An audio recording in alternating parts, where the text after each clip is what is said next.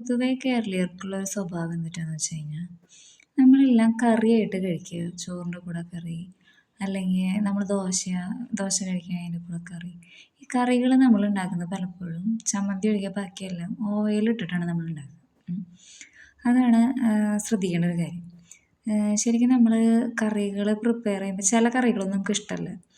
ഉദാഹരണത്തിന് ഇപ്പോൾ ബീട്രൂട്ട് ഇട്ട കറി എൻ്റെ മക്കൾ അധികം കഴിക്കില്ല. അപ്പോൾ ഒരു നേരമൊക്കെ ഓടുള്ളൂ.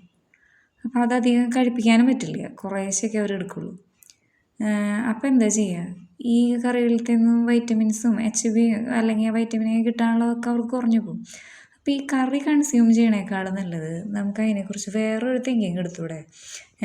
വേറൊരു തോട്ട് എന്ന് വെച്ച് കഴിഞ്ഞാൽ ഈ കറി കഴിക്കുന്നതിന് പകരം ഈ കഴിക്കാത്ത വെജിറ്റബിൾസ് ഒരു സൂപ്പാക്കിയിട്ട് വേണമെങ്കിൽ ചിക്കൻ്റെ സ്റ്റോക്കോ അല്ലെങ്കിൽ വെജിറ്റബിളിൻ്റെ സ്റ്റോക്കുകൾ എടുത്ത് വെച്ചിട്ടോ കടലയോ പയറൊക്കെ നമ്മൾ വേവിക്കുമ്പോൾ കിട്ടണ വെള്ളമല്ലേ, ആ വെള്ളത്തിൻ്റെ കൂടെയോ അല്ലെങ്കിൽ ബീഫ് വേവിച്ച വെള്ളത്തിൻ്റെ കൂടെയോ ഈ സ്റ്റോക്കിൻ്റെ കൂടെയൊക്കെ ഈ ബീട്രൂട്ട് ക്യാരറ്റ് ഒക്കെ തിളപ്പിച്ച് അത് സൂപ്പ് പോലെ, അല്ലെങ്കിൽ നമ്മുടെ പറമ്പിലുണ്ടാവുന്ന ഗ്രീനായിട്ടുള്ള ലീഫുകൾ, അത്യാവശ്യം കഴിക്കാൻ പറ്റാവുന്ന ലീഫുകളില്ലേ, മുരിങ്ങയില അങ്ങനെ സാധനങ്ങളൊക്കെ ലീഫി ആയിട്ട് അരിഞ്ഞിട്ട് ഈ സൂപ്പ് പോലെ ഒന്ന് തിളപ്പിച്ച് നമ്മളതൊന്ന് എടുത്ത് കഴിച്ച് നോക്ക്. ഈ ഒരു മെത്തേഡിൽ നമ്മൾ കഴിക്കുമ്പോൾ എന്ന് വെച്ചാൽ നമ്മുടെ ശരീരത്തിലധികം ഓയിൽ ചെല്ലണില്ല, നമുക്ക് നല്ലതല്ലേ.